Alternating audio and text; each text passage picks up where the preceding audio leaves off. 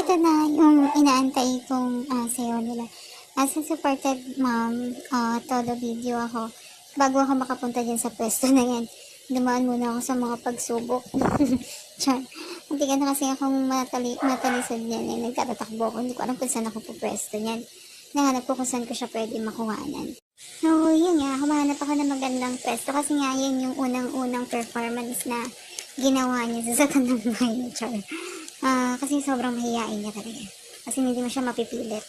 So, ganoon naman talaga tayo, di ba mga magulang?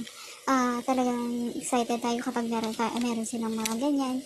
So, tayo, kung saan tayo magsusuot, para lang videohan natin sila, makuhanan natin, ma-cherish natin yung moment na yan. Dahil, pagdating ng araw, magpapakita natin sa kanila yan, makikita nila na, ay, bakit ko pala sumayaw? Char. Tapos yung mga, ay, ganyan pala ako sumayaw. Hindi ko alam ganyan pala din itsura ko.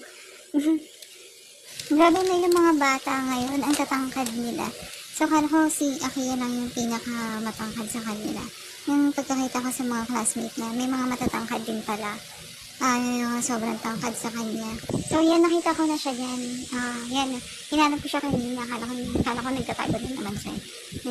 Hindi siya makapakali. Alam mo ginagawa niyan pag ganyan. Wala siyang ginagawa, hindi siya mapakali. So, yun nga, naisipan ko na pangit yung pwesto ko. Kasi hindi ko siya makukuhanan ng buo. Sobrang dami nakaharang sa kanya, kaya lumipat ako dyan. So, kaya yun, nag-matrix na naman ako, nag-ikot-ikot, yan.